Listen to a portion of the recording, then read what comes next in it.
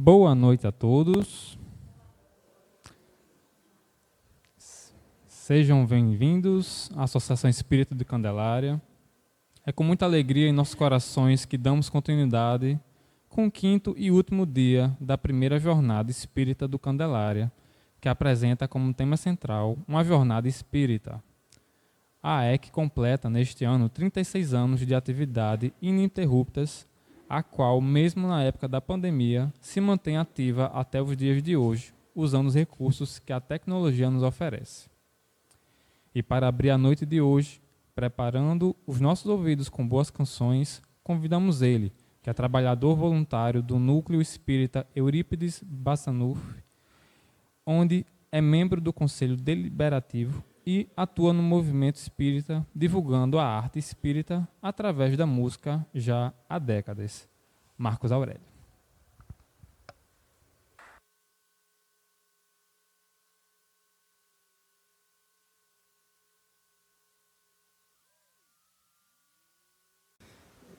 E a gente vai iniciar uma apresentação aqui com a música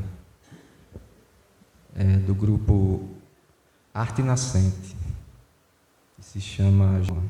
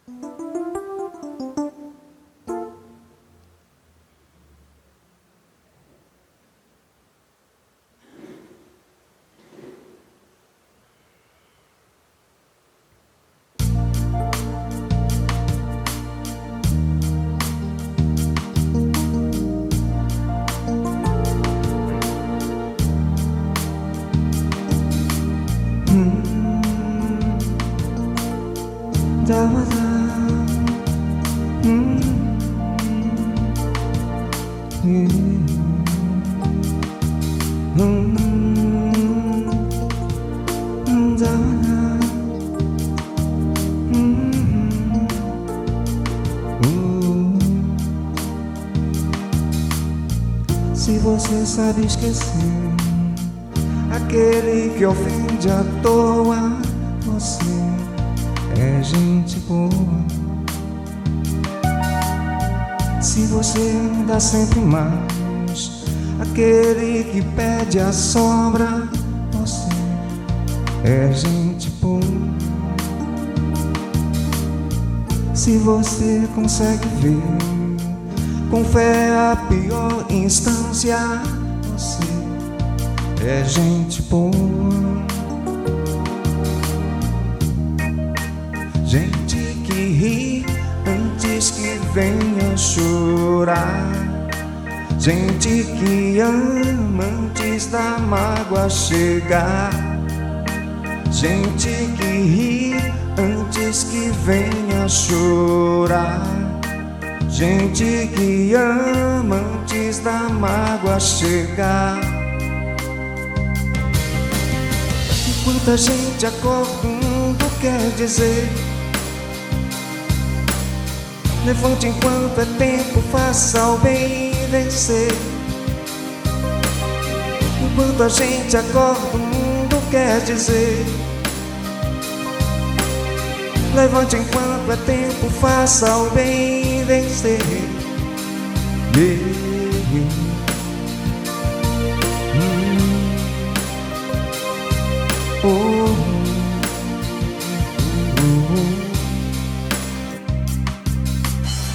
Se você estende a mão àquele que desespera, você é gente boa. Se você sabe sorrir àquele que faz carranca, você é gente boa. Se você sabe sentir em tudo quem abençoa, você é gente boa. Gente que ri antes que venha chorar, gente que ama antes da mágoa chegar, gente que ri antes que venha chorar, gente que ama antes da mágoa chegar. Muita gente acorda, o mundo quer dizer: levante enquanto é tempo, faça o bem vencer. Enquanto a gente acorda, o mundo quer dizer: levante enquanto é tempo, faça o bem vencer.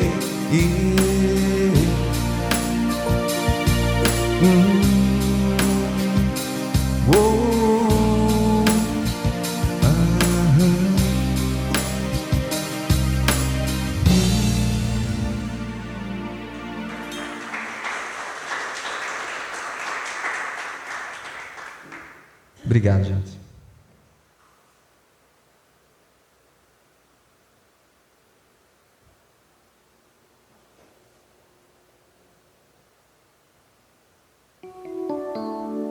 Essa música aqui se chama Jesus em Nossa Vida. A gente compôs assim para as comemorações de final de ano lá da nossa casa, né, do NEB. E a gente se inspirou e fez essa música. Ela diz assim: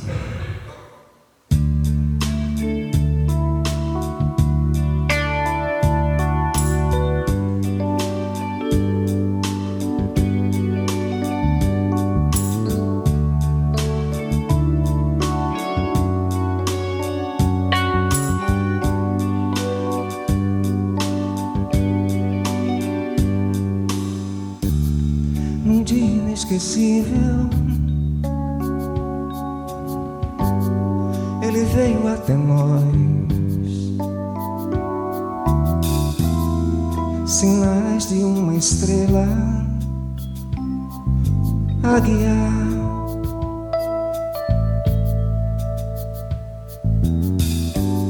Num gesto majestoso, repleto de amor,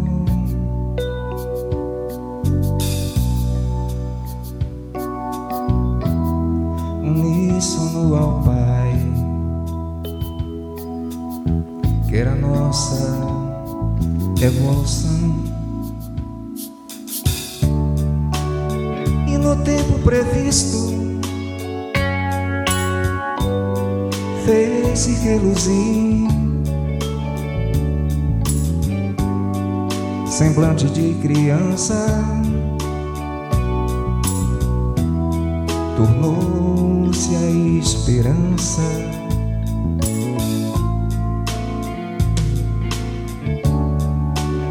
E ao caminhar em seus passos, rastros de luz, sua presença fascinar, sua palavra ecoar, campos e mares,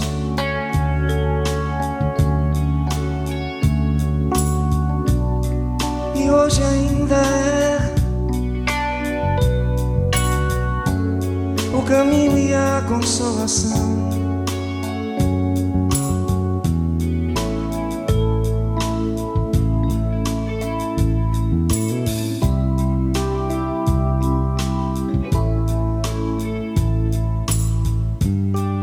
Seu exemplo ainda irá iluminar o mundo.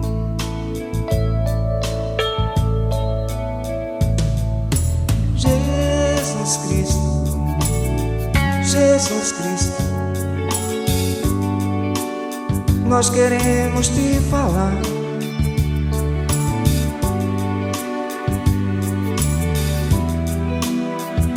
E agradecer sua missão em nossa vida.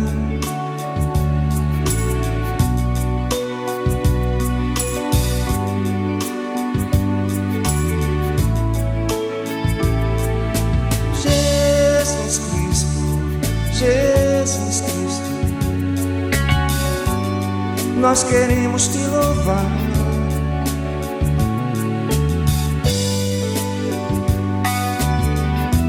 E agradecer sua missão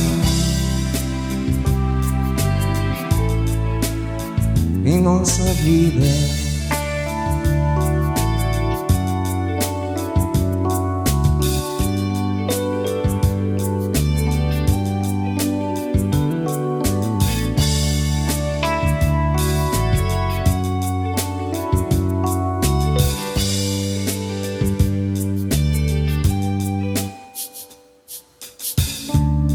E ao caminhar em seus passos,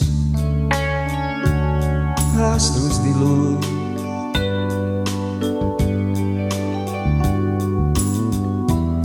sua presença fascina, sua palavra ecoar campos e mares.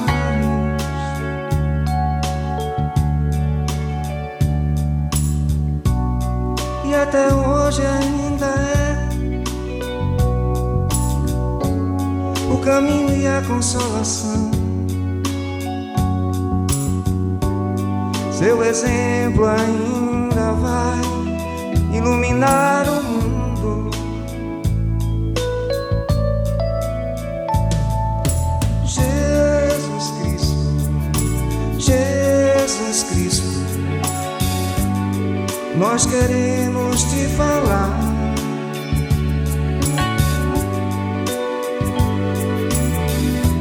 E agradecer sua missão em nossa vida.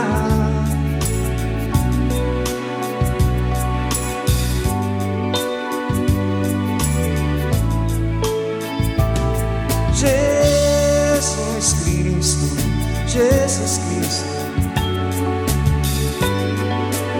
nós queremos te louvar.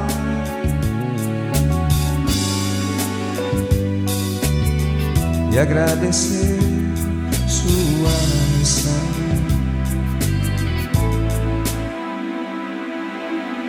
em nossa vida.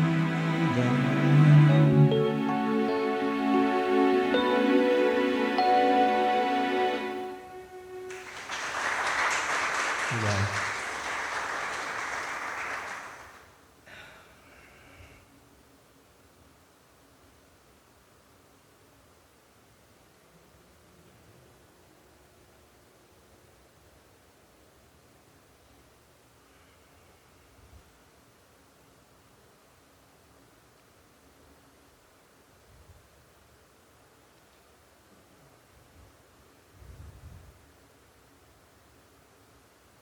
E agora a gente vai cantar uma música que acho que todo mundo conhece, quem quiser ajudar.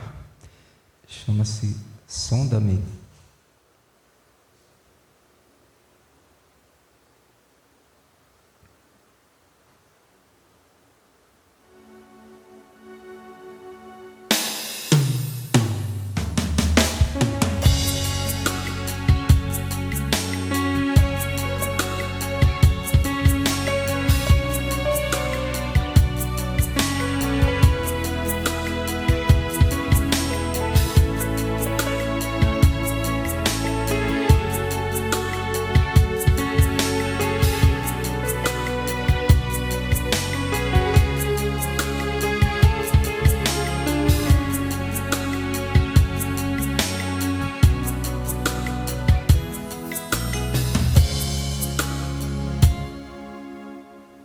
Senhor, eu sei que tu me sondas,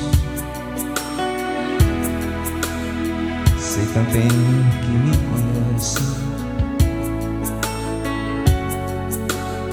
Se me assento, me levanto,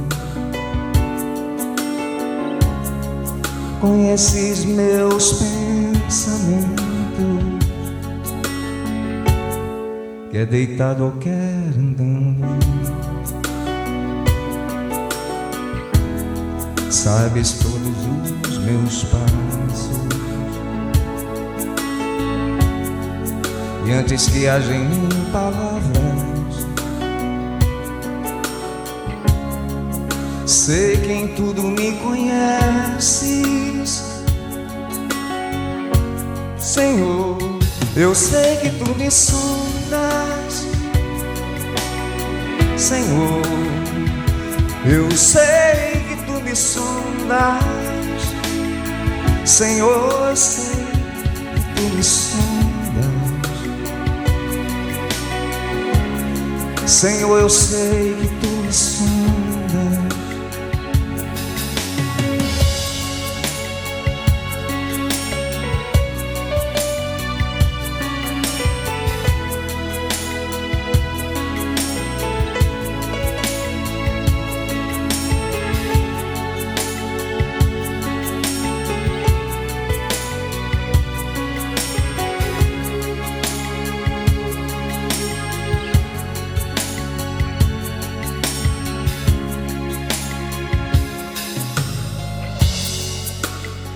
Deus, tu me cercaste em volta, tuas mãos em mim repousam.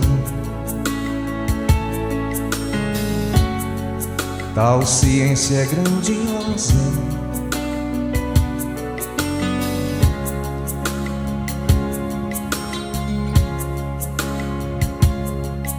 não alcanço de tão alta. Se eu subo até o céu,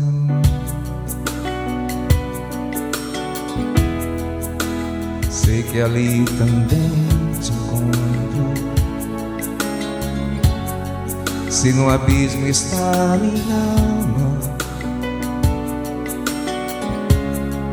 sei que ali também me amas, Senhor. Eu sei que tu me amas, Senhor.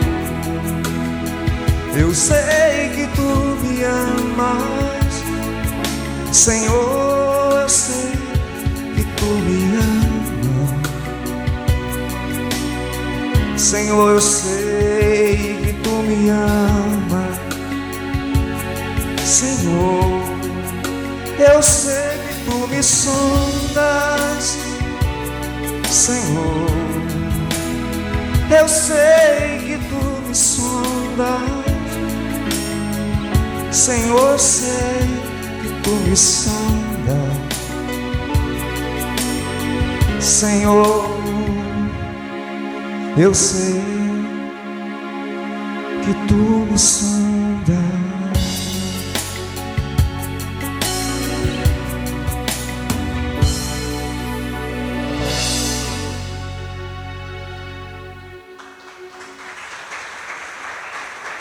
Obrigado, gente.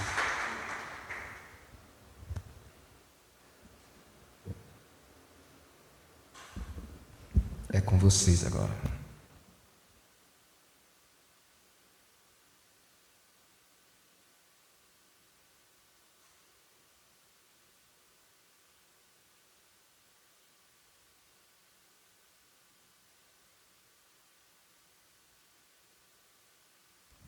Muito obrigado, Marquinhos, por esse momento, por iniciar nossa noite iluminando essa casa. E nesta noite tão especial para todos nós, queremos saudar os irmãos presentes nos dois planos da vida, em especial aqueles que tiveram a coragem, a perseverança para inaugurar mais esse ponto de luz para a humanidade. Segundo consta em ata, sua fundação se deu em 23 de maio de 1988. A partir desta data, aos poucos, a Associação Espírita do Candelária foi se estruturando e formando os seus departamentos. Hoje temos Departamento Mediúnico, Departamento da Infância e Juventude, Estudo Sistematizado da Doutrina Espírita, o encontro fraterno em grupo e grupos de vibração à distância. Seus fundadores são Francisca das Chagas da Silva Maia, Elineide Maria Guedes Souza, Francisca Câmara da Costa, Francisco Dormeval de Sá, Joelma Marinho de Macedo, Jonaldo Carrilho de Oliveira, Luci Marinho de Macedo, Maria da Conceição Mulatinho de Sá, Maria Geisa Ramalho Silva Maia, Maria Zélia Bandeira Dantas, Miguel Arcanjo da Costa, Naí Jaci de Freitas Carrilho, Valéria Regina Marinho de Macedo, Maria Mercedes, Sônia Maria Pereira da Silva. Para finalizar, também queremos aqui lembrar com saudades de outros irmãos que vieram depois, mas que foram importantes para a casa e deixaram seu legado, que são Dona Alba Tavares, Sr. Valdir Evaristo, Sr. Ismael Ramos das Neves, Sra. Vanilde de Souza Rego e Sr. Miguel Arcanjo.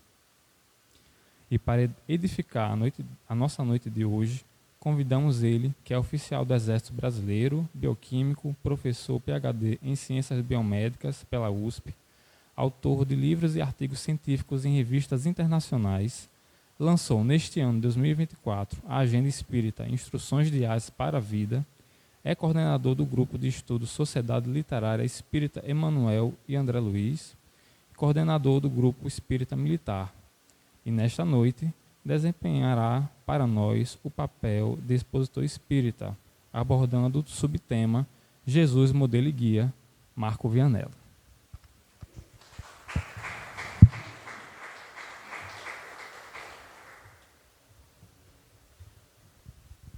Boa noite a todos. Se tiver possibilidade de aumentar um pouquinho o som do microfone, não sei se tem, né? Nira, eu posso falar até que horas?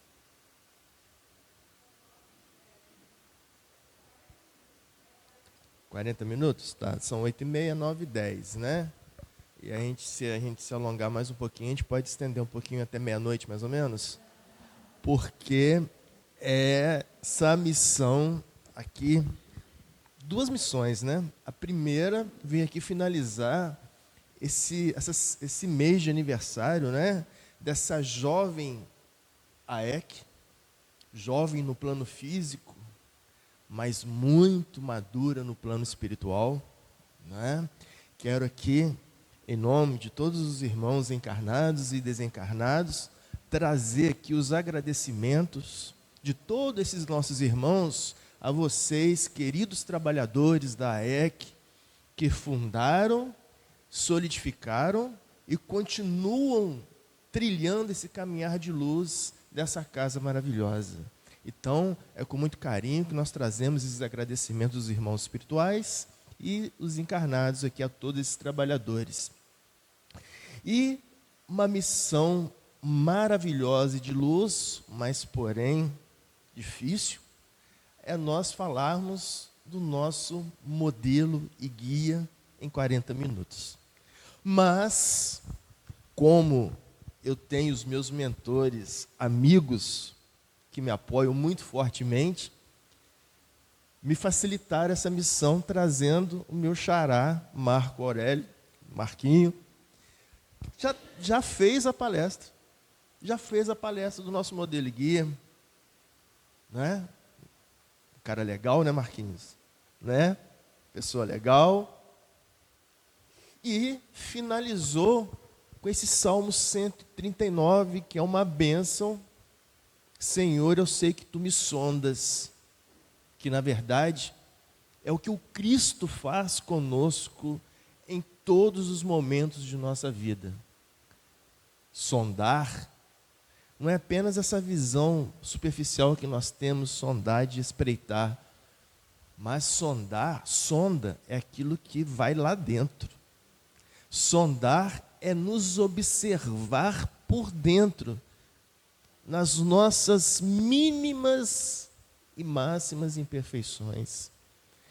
E o nosso modelo, amigo e guia, faz isso constantemente conosco, para que nós possamos sentir essa luz maravilhosa do Cristo que nos apoia e nos solidifica o nosso caminhar. Então, é com muito carinho e com muita satisfação que nós recebemos esse convite de poder falarmos sobre esse amigo legal que é o nosso modelo e guia, o nosso Cristo. Mas, para que a gente possa falar do Cristo, o nosso modelo e guia, eu venho aqui lembrar que o Cristo é o ponto central da doutrina espírita. Não existe espiritismo sem o Cristo.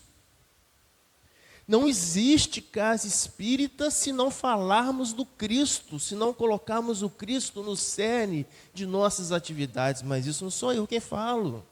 Isso quem fala é o codificador da doutrina espírita.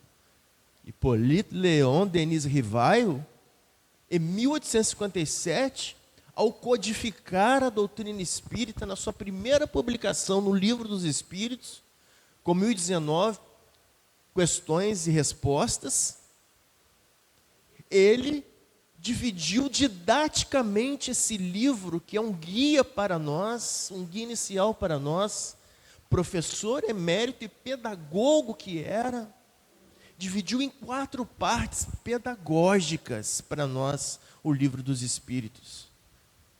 Mas por que eu estou lembrando isso? Para que nós possamos entender que Cristo é a parte central da doutrina espírita. As 4 partes do Livro dos Espíritos, a primeira parte, vocês podem não lembrar o nome da primeira parte, mas muito provavelmente sabem a primeira questão, né? Que é Deus. E nos responde os Espíritos, causa primeira de todas as coisas, inteligência, a IS, né? IS, não é IA, porque hoje em dia está muito na moda IA, né? A inteligência artificial, não. Deus é IS. É a inteligência suprema, causa primeira de todas as coisas. Por isso que a parte primeira do Livro dos Espíritos, causa primeira. Causa primeira. Primeira parte do Livro dos Espíritos. Para que a gente possa entender as questões básicas, começando então na nossa posição de espírito imperfeito que somos, tentar conceber a ideia de um Deus único, que é a causa primária de todas as coisas. Mas aí Kardec avança didaticamente nos explicando, e nós chegamos na 13ª questão do Livro dos Espíritos, que nos traz os atributos da divindade, para que nós possamos então caminhar nesse entendimento de Deus. E nada do que eu falar aqui eu posso estar dizendo se eu me desviar desses atributos. Nada que nós façamos em nossa vida, enquanto espíritas que nos somos ou que nós propomos a ser, nada que nós façamos na nossa vida nós não podemos fazer se nós desviarmos do que está na questão 13 do Livro dos Espíritos. O que é os atributos da divindade? Deus é eterno. Deus é imaterial. Mas Deus, além de ser eterno, além dele ser imaterial, Deus é onipotente. Mas Deus, sendo eterno, sendo imaterial e sendo onipotente, ele é único. Por isso que Abraão veio há 1800 anos antes de Cristo trazer-nos essa noção, a unicidade de Deus, que seria consolidado por Moisés. Mas Deus, sabendo que é eterno, que é imaterial, sabendo que Deus é onipotente, que é único, nada podemos fazer que desvie da noção de Deus justo, soberanamente justo e bom. Nada pode escapar a esses atributos da divindade. Por quê? Porque quando nós avançamos no estudo pedagógico de Kardec, do Livro dos Espíritos, nós entendendo essas bases, nós somos capazes de avançar para a segunda parte do Livro dos Espíritos, que é o mundo dos espíritos ou o mundo espiritual. Mas nós só podemos chegar lá se nós tivermos essas bases bem entendidas. E aí nós podemos entender o mundo dos espíritos, que existe um mundo espiritual, que existe a ida para o mundo espiritual, a aprendizagem na erraticidade, o retorno para a vida corpórea. Para que nós possamos, então, compreendendo isso tudo, chegar no meio do Livro dos Espíritos. E aí, quando é o meio, é o cerne, né? É o cerne da questão. Nós não podemos chegar no cerne da questão se nós não estivermos aprendendo isso. Então, o meio do livro dos Espíritos é a terceira parte, que são as leis morais, ou lei divina ou natural, que começa na questão 614, onde Kardec nos define o que é a lei divina. Simples, os Espíritos nos dizem, é a lei de Deus. E mais, nessa metade, nesse cerne da questão, os Espíritos nos falam que é a única responsável pela felicidade do homem, e o homem só é infeliz porque dele se afasta. Então, aí no cerne da questão da doutrina espírita, nós começamos a aprender os motivos de nossa infelicidade, nosso afastamento das leis divinas.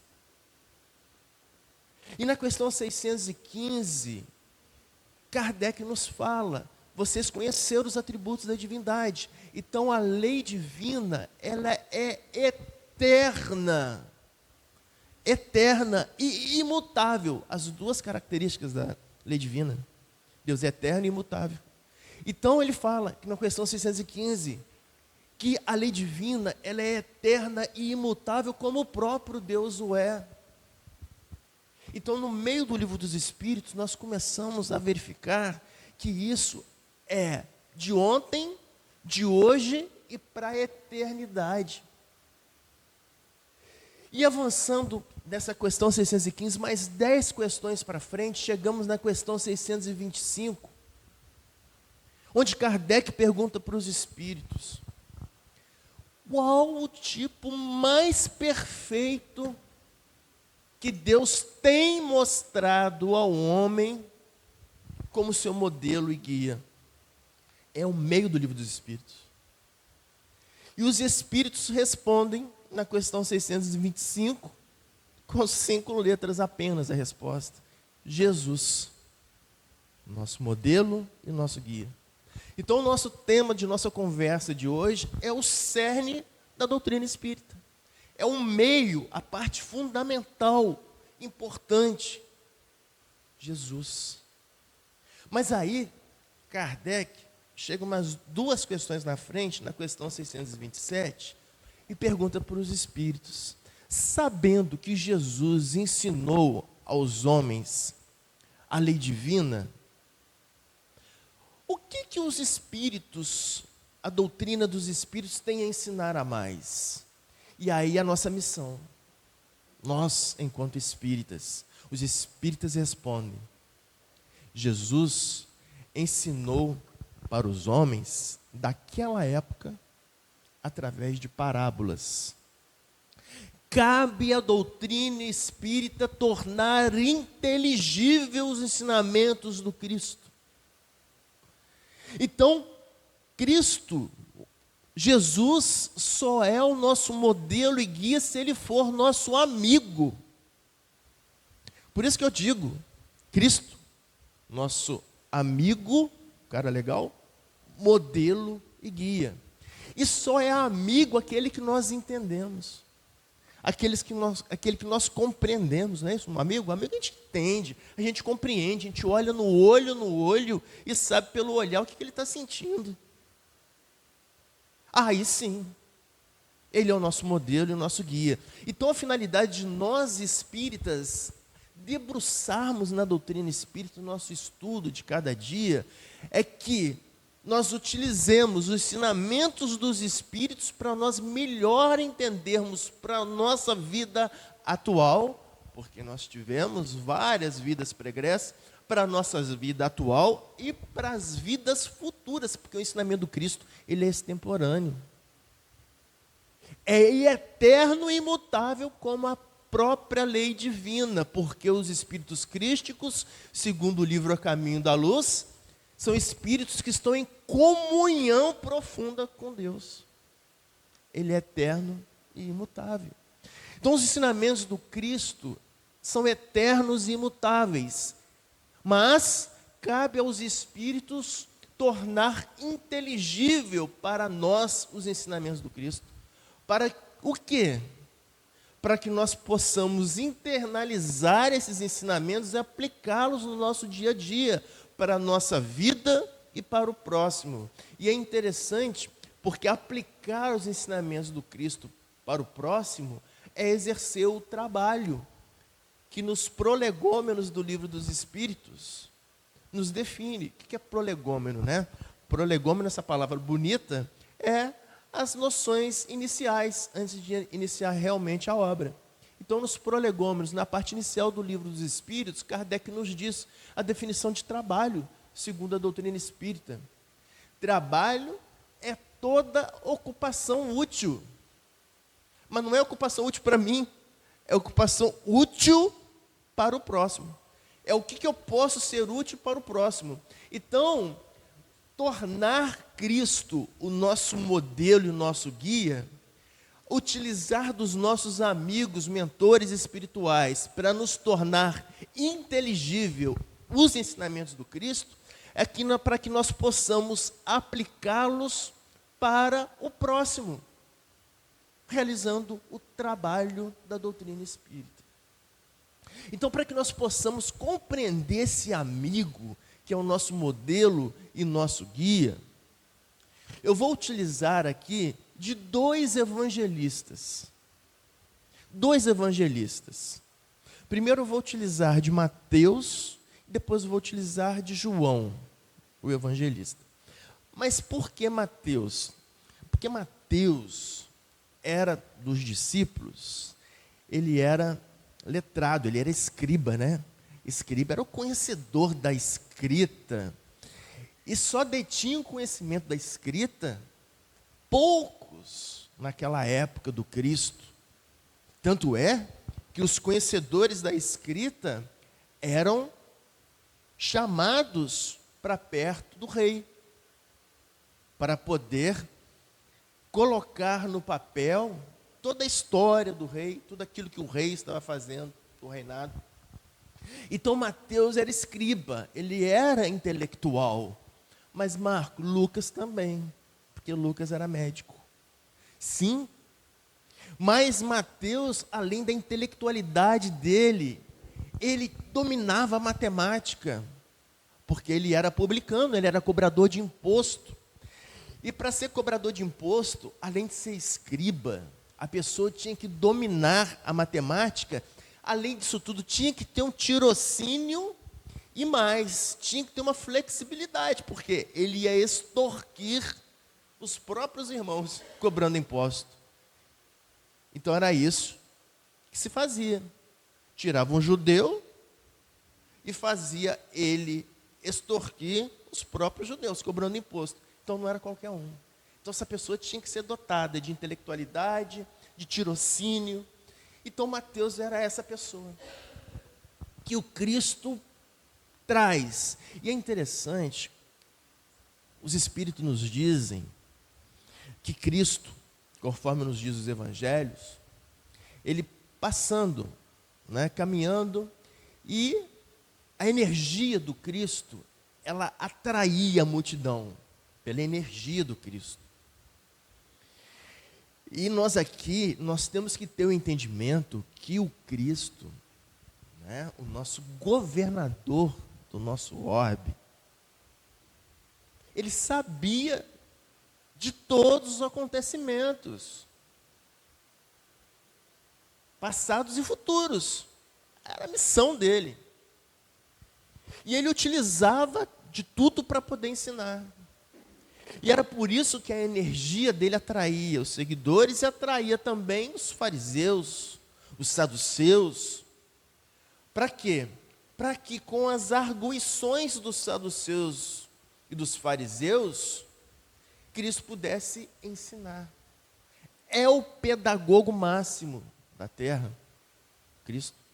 Então ele caminhando nos dias dos Espíritos, através dos evangelistas também, ele caminhando, chegando perto da alfândega, que era a entrada de Jerusalém, onde se cobravam os impostos. Os fariseus e saduceus no meio daquela população, os discípulos, e estava faltando um discípulo.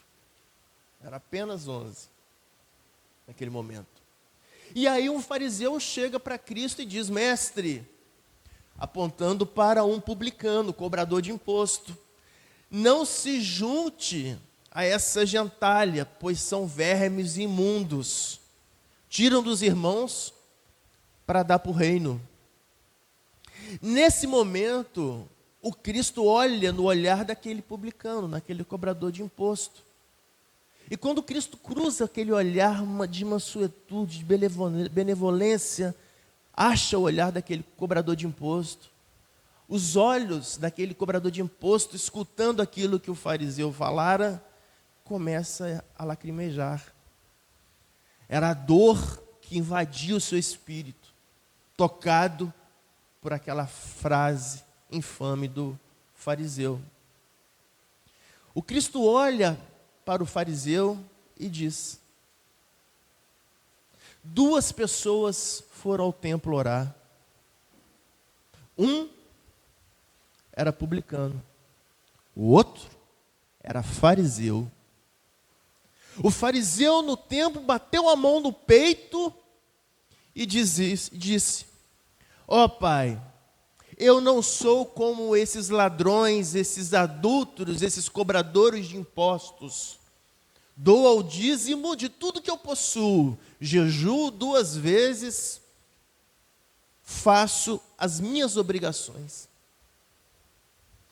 O publicano, diz Cristo, e olhava no olho do publicano que escorrera nas suas faces aquelas lágrimas de arrependimento e de pedido de perdão pelo olhar do Cristo.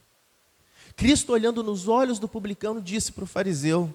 O fariseu, por sua vez, no cantinho do templo, não conseguia nem olhar para o alto.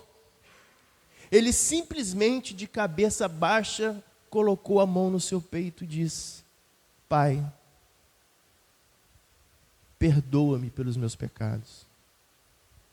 Cristo olha para o fariseu e disse: quem foi justificado? Ou seja, quem foi tocado por Deus? O publicano ou o fariseu?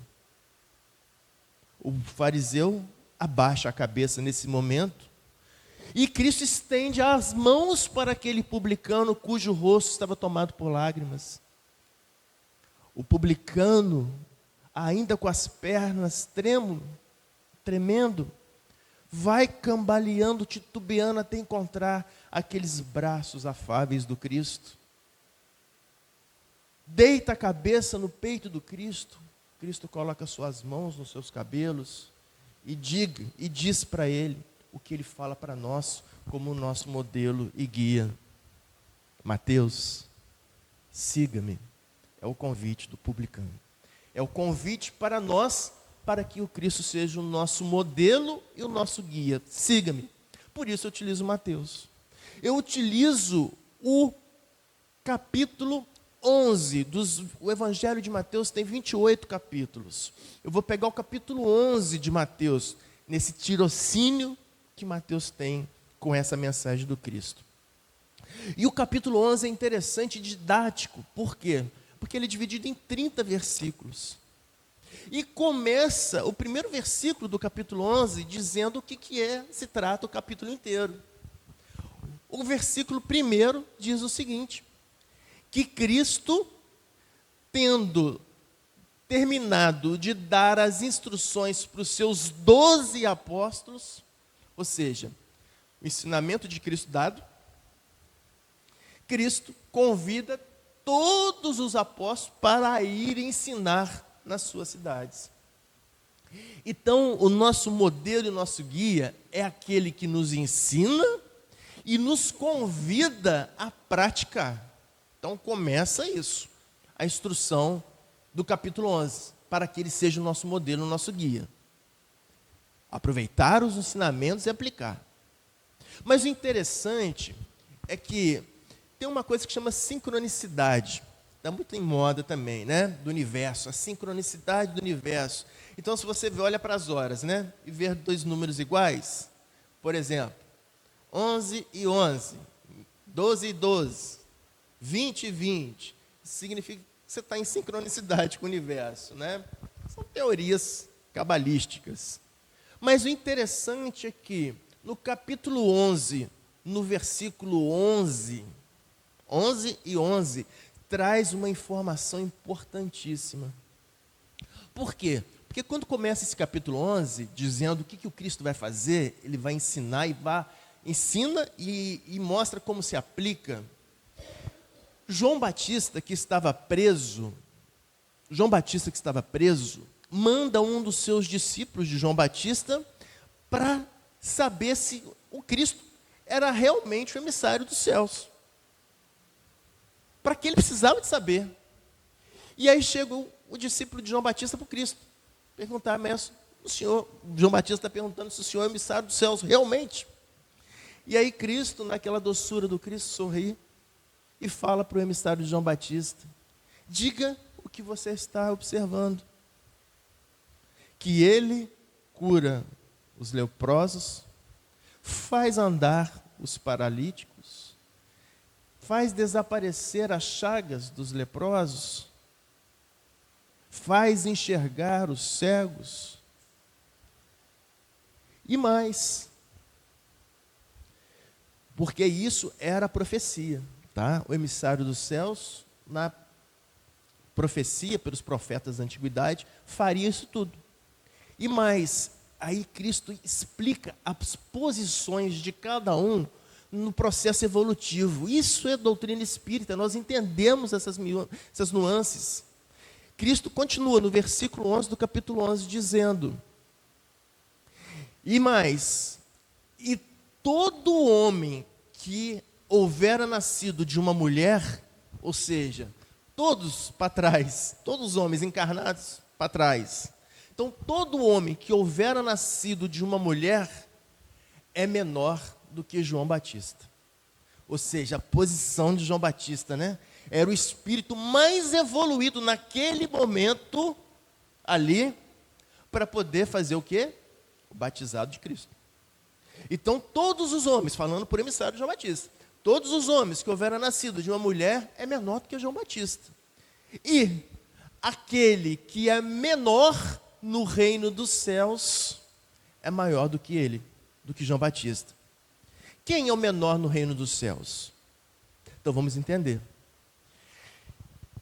Depois de lançar o livro dos Espíritos, né, Kardec se viu necessário lançar o livro dos Médiuns para poder aliviar os médiuns que estavam altamente conturbados pelo lançamento do livro dos Espíritos, que eles não estavam preparados. Então o livro dos Médiuns foi para isso, tá? Para dar apaziguamento aos médiuns através do conhecimento. Para que pudesse, então, chegar na obra central de novo, do Pentateuco Espírita. 2 para frente, 2 para trás e 1 no meio. Qual que é o do meio? O Evangelho segundo o Espiritismo. O Evangelho segundo o Espiritismo também é uma obra didática, muito didática pelo pedagogo maravilhoso que é Kardec. Nada é por acaso, nem o título.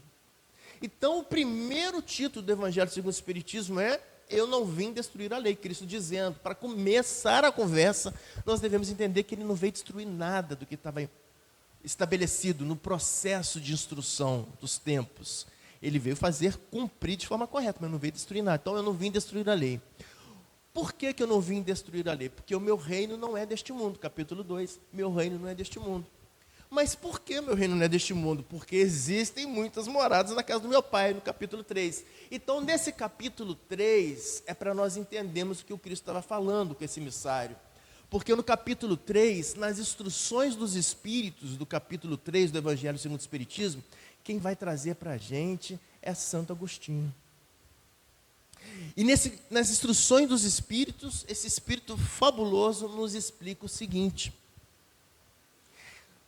os diversos mundos segundo a cronologia dos Espíritos.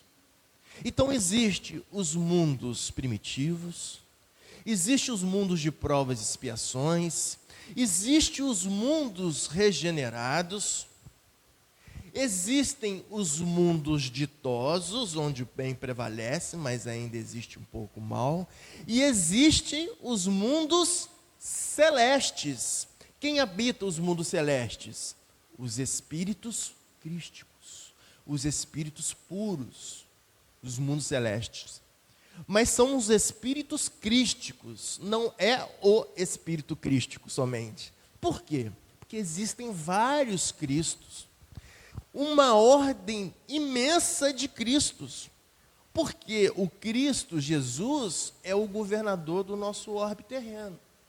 Mas existe outro Cristo, que é o governador de Netuno.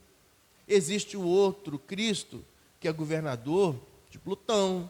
Existe outro Cristo, tudo governador planetário. Mas existem aqueles Cristos de ordens superiores que são governadores do quê? Dos sistemas solares.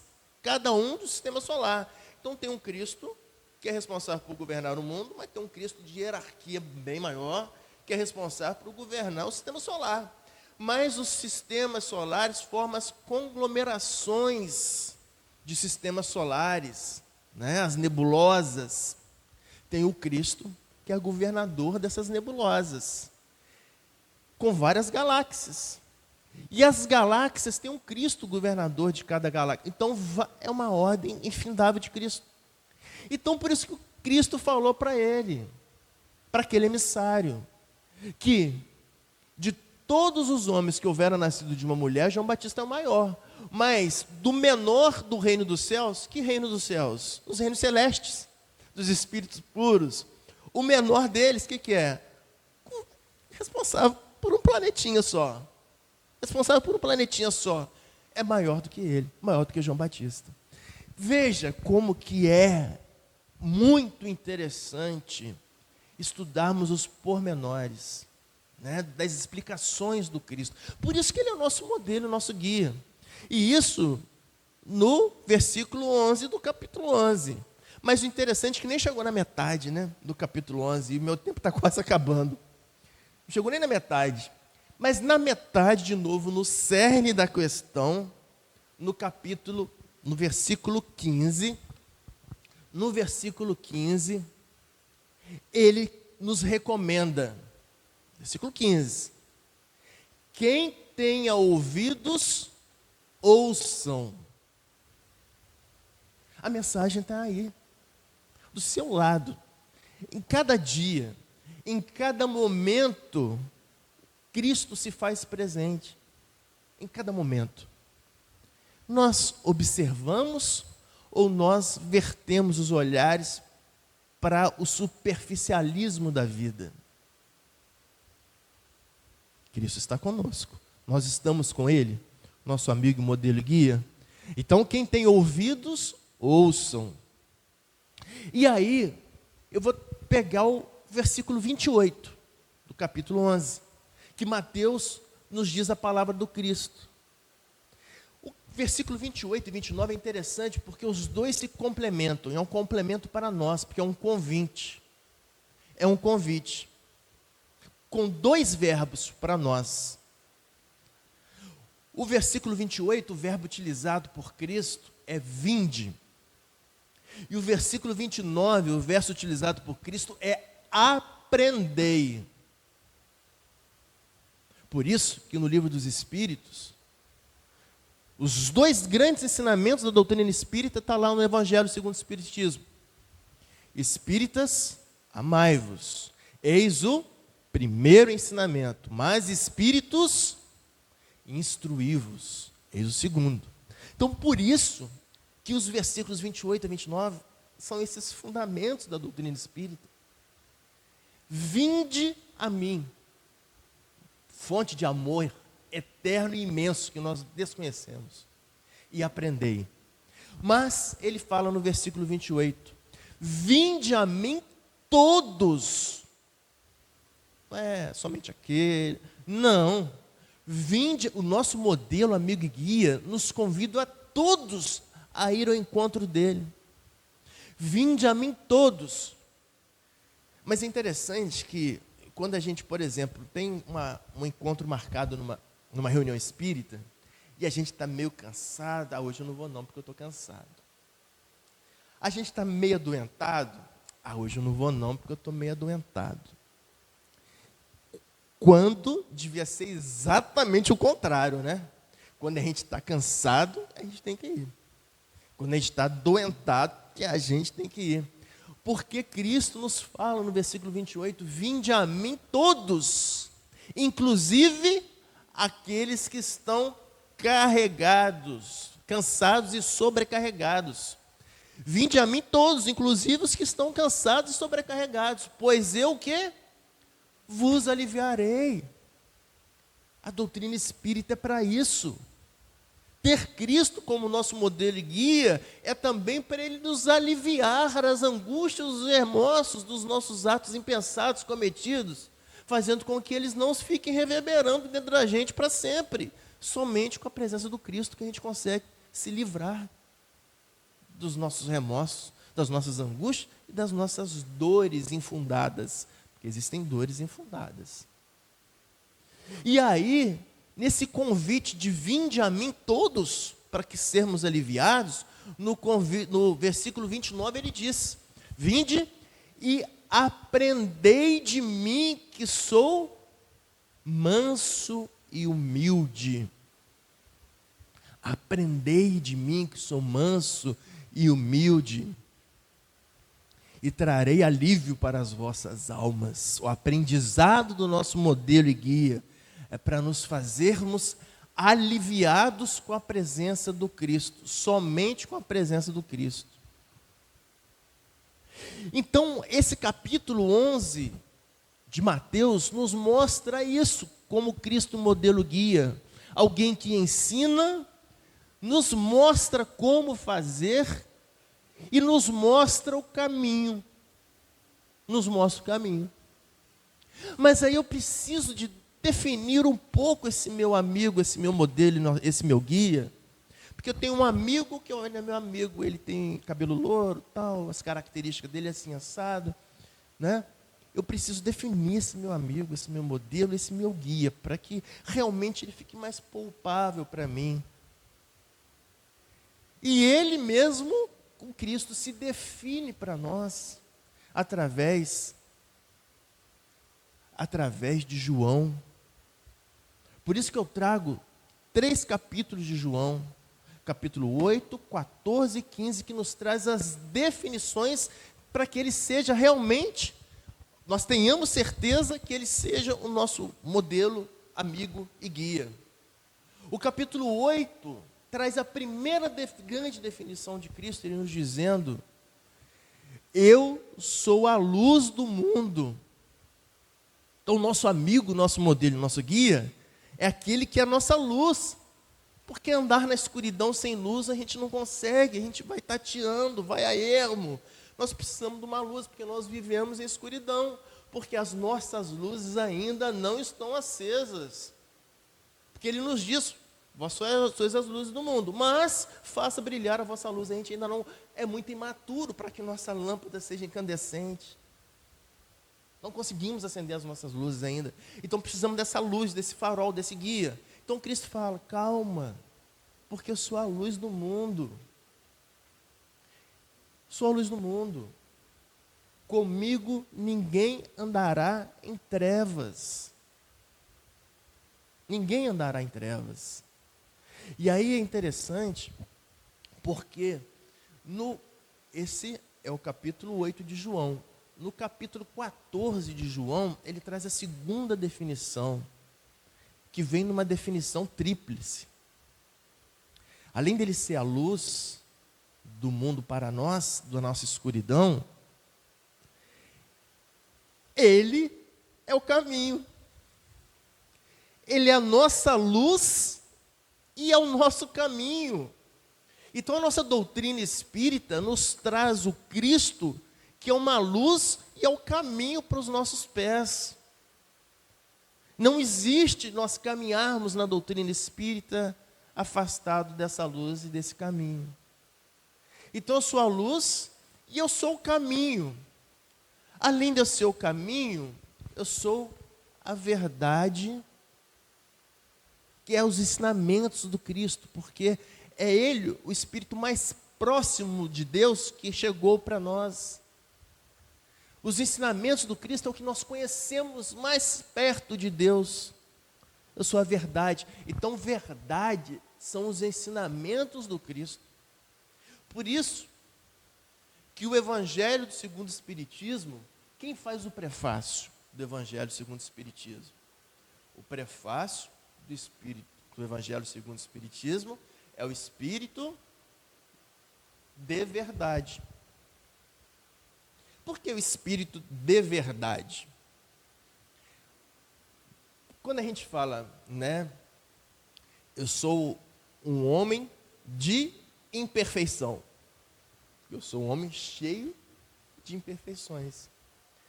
O espírito de verdade é um espírito cheio das verdades do Cristo, cheio dos ensinamentos do Cristo. Esse espírito é tão cheio dos ensinamentos do Cristo que até alguns confundem ele com o próprio Cristo. Mas é um espírito cheio dos ensinamentos do Cristo. E é interessante, acho que meu tempo, acho que dá para ir até meia-noite, e é interessante que tem uma passagem do livro Póstumas, Obras Póstumas de Kardec, que fala, quando Kardec estava para lançar o Evangelho segundo o Espiritismo, ele não falou para ninguém, nem para a esposa dele, Amélia, nem para ela, né? Recomendações espirituais. Não falou para ninguém, que era o cerne da doutrina do Pentateuco Espírita, né? O meio. O que ele pegou? Ele pegou, estava com o Evangelho quase pronto, precisava de finalizar. Ele pegou, foi para casa, uma casa que ele tinha no interior da França. E não falou para a Amélia para onde que ele ia. E a Amélia ficou preocupada. Por quê? Porque ele já estava com problemas de saúde. E aí, eis que o acaso não existe. O acaso não existe, a frase de Kardec e de um contemporâneo, um poeta contemporâneo de Kardec, chamado Gautier. Sem conhecer Kardec, Gautier escrevia: o acaso é o pseudônimo que Deus escolhe quando não assina pessoalmente o que faz. Eis que nesse momento, na angústia de Amélia, da esposa de Kardec, bate à sua porta quem? Uma médium chamada Senhora V. E Amélia conhecia ela, convidou para entrar. Minha querida, eu precisava muito de você, parece até que você recebeu meus pensamentos, parece, né? Parece até que você recebeu meus pensamentos. Aí chamou, sentou na sala, falou assim: estou preocupado com Kardec, preocupado com Hipólito, né? Hipólito. Ele está muito mal de saúde, saiu alguns dias, não falou onde que ele está. Eu queria que você me ajudasse. Não estou querendo sondar a vida dele, não. Eu queria que você me explicasse onde que ele está, para saber se ele está bem.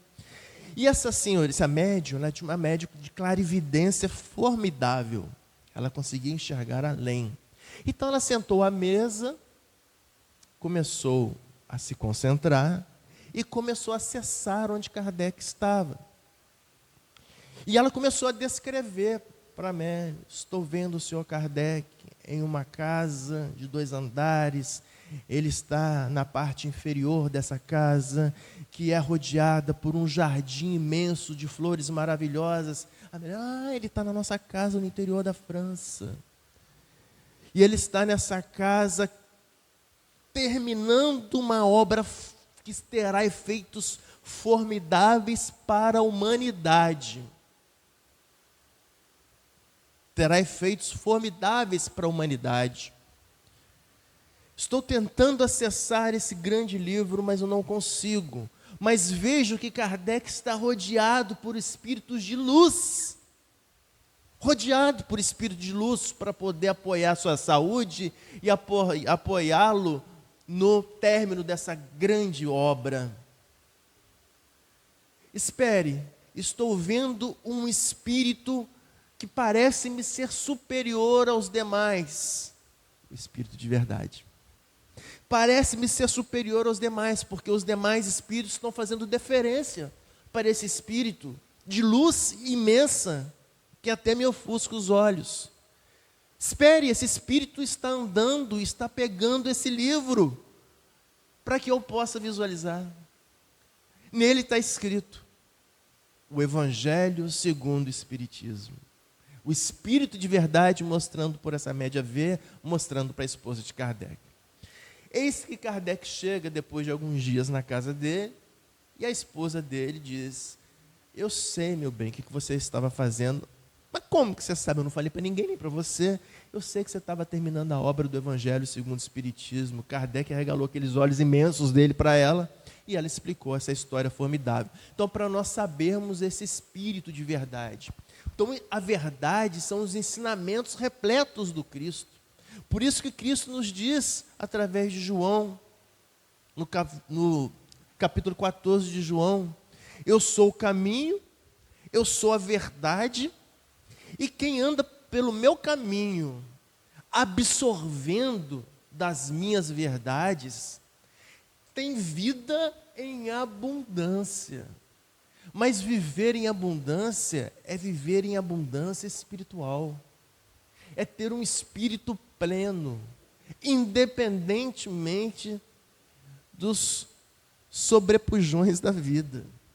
É ter a chamada serenidade de espírito, a resignação.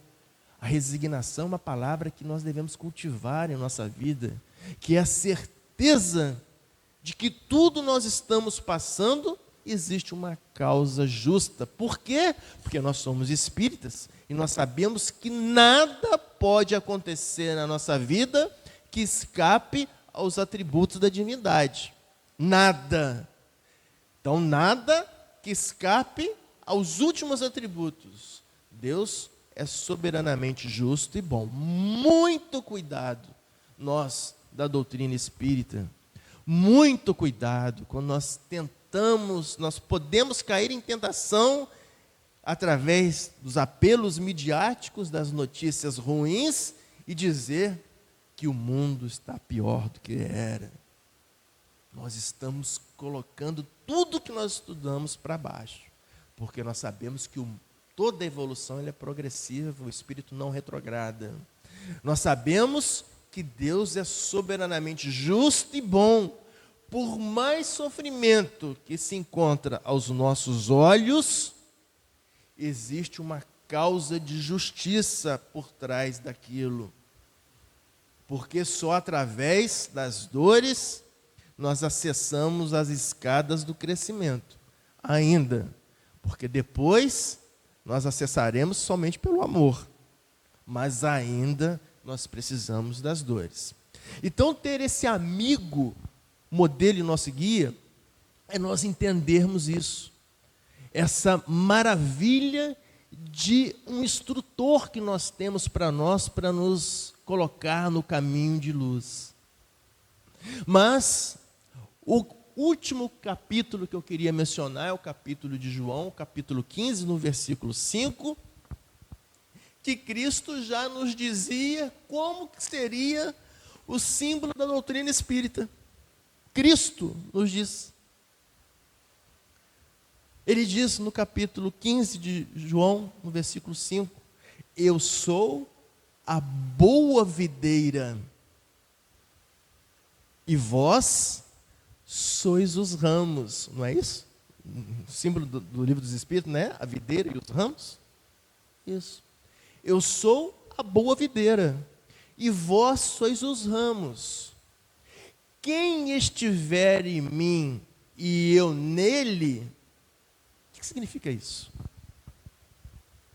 Quem estiver em mim, mas se eu quiser, eu vou estar nele. Não. Quem estiver em mim, automaticamente eu vou estar nele. Porque Cristo nos chama, né? Vinde a mim e aprendei. Então, ir a ele e aprender é estar nele. Então, estar na doutrina espírita é ser os ramos dessa videira, da boa videira. Quem estiver em mim e eu nele, dará bons frutos. Então, ser fora da caridade não há salvação é fazer parte dessa videira. É fazer parte dessa videira. É ter a certeza que na caridade nós daremos bons frutos. E mais, ninguém poderá chegar ao Pai se não for por mim. Por quê? Para finalizar. Porque Ele é o Espírito mais puro que nós conhecemos. E que para nós possamos chegar próximo do Pai, nos nossos processos evolutivos, lá no processo evolutivo para espírito crístico, nós passaremos por ele para chegar ao Pai. Então, é o caminho, a verdade e a vida. Então, esse nosso modelo, nosso guia, nos veio nos ensinar essa luz, esse caminho, essa verdade, para que nós possamos ter vida. Mais que isso. E aí ele falou assim, tá bom, eu vou exemplificar. Mas como nós somos imperfeitos, nós só conseguimos aprender através da dor perto de nós. Por isso, ele se fez sofrer para nos ensinar.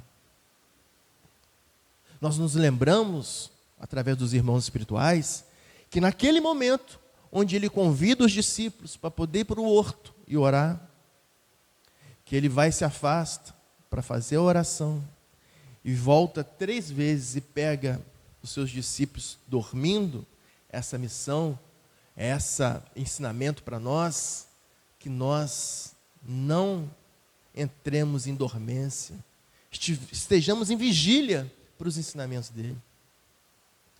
E na 3ª vez que ele volta, ele vai e observa os soldados chegando. E quando ele observa os soldados chegando, ele é tão modelo e guia, que o seu discípulo, que era o mais impetuoso, que era Ceifas, Rocha, o Pedro, na hora que vê aqueles discípulos chegando, o que o mais impetuoso faz? Saca de sua espada e corta a orelha de um daqueles soldados, Malcom. Mas o interessante é que Malcom era o servo do sumo sacerdote, simplesmente.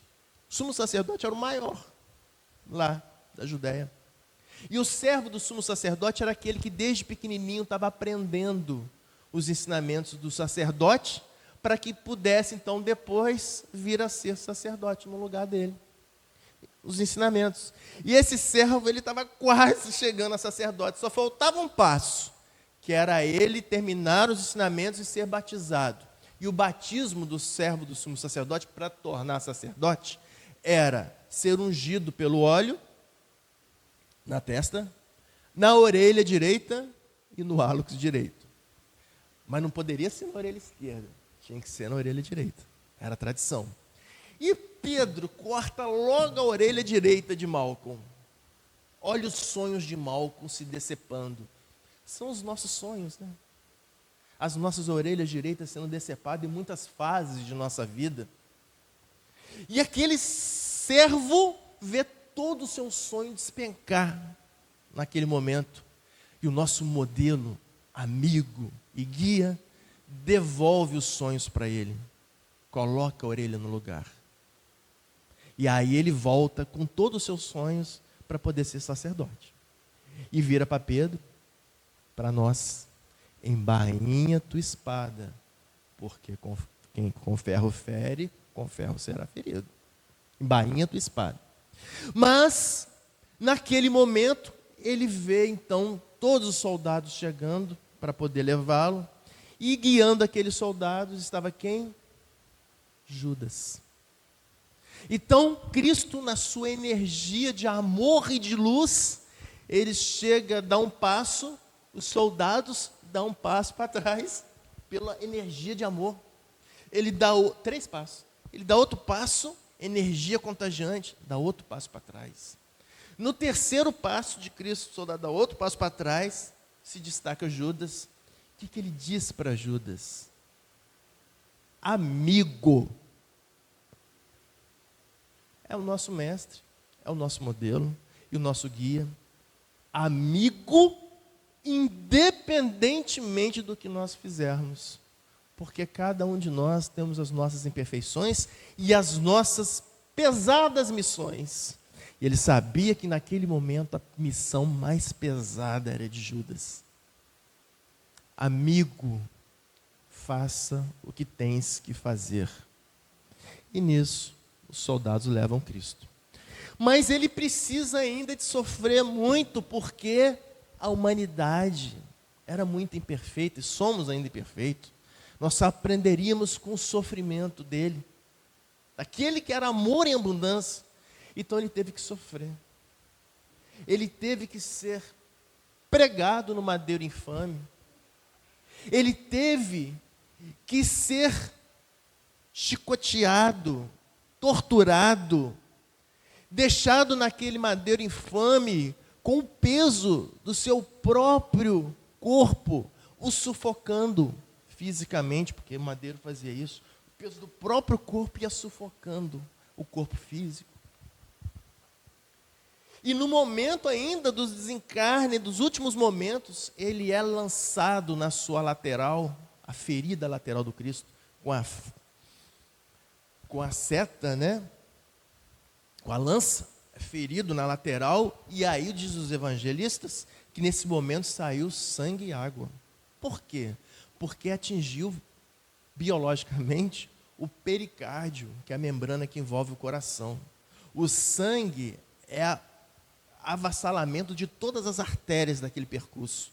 E a água, o pericárdio, muito sofrido, que é o músculo cardíaco, e a membrana que reveste o músculo cardíaco, de tanto sofrimento, o acúmulo de água entre essa membrana e o coração aumenta muito pelo sofrimento físico. Então rompe aquele pericárdio que sai a água. Olha o sofrimento do nosso amigo. Mas naquele último momento onde que sai o sangue e a água, ele olha para o alto. E nos relata o irmão X no livro Estante da Vida, no capítulo 34, que chama O Anjo Solitário. Relata que para nós finalizarmos, o nosso amigo, o nosso modelo, o nosso guia, olha para cima e vê aquela multidão de seres angelicais se aproximando do madeiro infame. Uma multidão de anjos limpando as suas feridas. Uma multidão de anjos entoando hinos maravilhosos, como Marquinhos nos presenteou ao ouvido do Mestre. Uma multidão de anjos maravilhosos afagando os cabelos ainda ensanguentados do nosso modelo, do nosso guia. Mas um anjo mais iluminado que descera das altitudes naquele momento, fora até o chão, beijar as chagas dos pés do nosso modelo, do nosso guia. Mas os olhares desse ser angelical precisava de chegar nos olhares do Cristo, porque tinha algo de Cristo para dizer para ele. E esse anjo sobe, se eleva no madeiro infame, apoia no madeiro e chega perto do olhar do Cristo. O Cristo faz o último pedido para o anjo, que não era o último pedido, Pai, perdoai-lhes, porque eles não sabem o que fazem. O nosso modelo e nosso guia pediu para esse anjo solidário, que é chamado de anjo da caridade: vá até Judas, resgate o Judas, porque foi dele a missão mais dolorosa. Que o anjo, com os olhos lacrimejados, saiu daquele ponto de luz, adentrando no mar de escuridão que envolvia aquele monte, em busca de Judas. Por quê, meus amigos? Porque o bom pastor, que é o nosso modelo e nosso guia, nos diz: nenhuma de minhas ovelhas se perderá. Disso nós concluímos com essa certeza: nenhuma de suas ovelhas se perderá. Que Cristo habite todas as vossas casas, todas as vossas famílias, os vossos amigos que necessitam do amor de Cristo. Muita paz nesses vossos corações.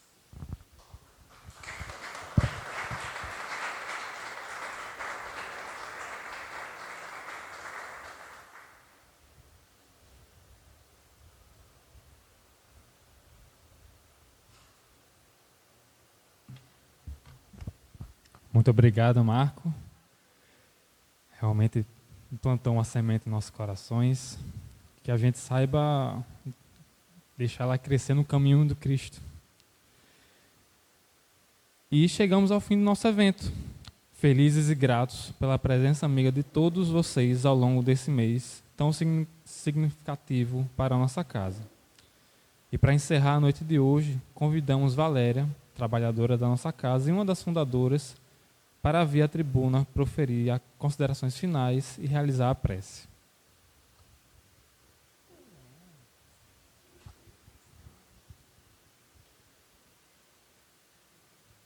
Estamos muito gratos por essa semana, por esse mês, por esses dias que estivemos aqui reunidos. Queremos agradecer a presença de todos nessa nossa primeira jornada espírita que nós organizamos em comemoração ao nosso 36º aniversário. Nós tivemos como palestrantes durante esse período Herbert Orleans, no dia 3, foi quem abriu nossos trabalhos. No dia 10, nós tivemos Cláudia Farage, substituindo Sandra Borba. No dia 17, Eten Lemos. No dia 24, nosso querido Genival Júnior, que é daqui, trabalhador da casa. E hoje nós tivemos nosso querido Marcos Vianello. Nós estamos muito gratos por vocês estarem conosco. Mas nós também tivemos um momento muito especial em cada dia, além dos nossos palestrantes, que foram os nossos momentos artísticos. No dia 3, nós tivemos Tânia Soares e o Alisson Santos. No dia 10, Valdir Júnior. No dia 17, Luana e Marquinhos. No dia 24, o coral Pacorro. E hoje nós tivemos Marquinhos. Nós estamos realmente, verdadeiramente muito gratos. Estamos hoje com uma boa parcela das pessoas que fizeram parte na inauguração dessa casa, que nós estamos desde o comecinho, né? Acho que começou realmente, antes de ser fundado, começou com Dona Mãe, Luci Marinho, eu e Francisca. A gente começou, era nós três, lá no centro social, que hoje é o Cine, se eu não me engano. E logo em seguida vieram Nirinha, Vandinha, toda essa turma, Dona Alba, seu Ismael, quer dizer, muita gente linda, Zulene, Vanilde, pessoas lindas que estiveram conosco, que infelizmente não estão mais encarnados, mas com certeza estão aqui conosco nesse momento de muita luz e muita alegria. E é nesse clima de festa, de alegria, de felicidade, que a gente diz: Pai querido, muito obrigada por esses momentos de luz e de paz. Muito obrigada por ter nos unidos e nos trazer até aqui, nesses 36 anos de jornada, nesses 36 anos de luta, de quedas e de crescimento. Muito obrigada por cada palestrante que passou por essa casa, nos trazendo luz e ensinamento. Muito obrigada por cada trabalhador que nossa casa recebeu e que deu de si próprio. Muita luz, muita força, muita garra, que é exatamente por isso que estamos aqui hoje. Porque cada um de nós fizemos a nossa parte. E é com esse espírito de gratidão, de fraternidade e de muito amor nos nossos corações, que nós convidamos a todos que aqui estão, encarnados e desencarnados, para nesse momento tecer um grande e sonoro parabéns para todos nós. Vamos, gente, que Deus esteja conosco, que nos leve para nossas casas com tranquilidade e harmonia. E vamos todos, estamos todos convidados a comer um pedacinho de bolo, mas antes, vamos cantar um parabéns sonoro para a gente? Vamos lá?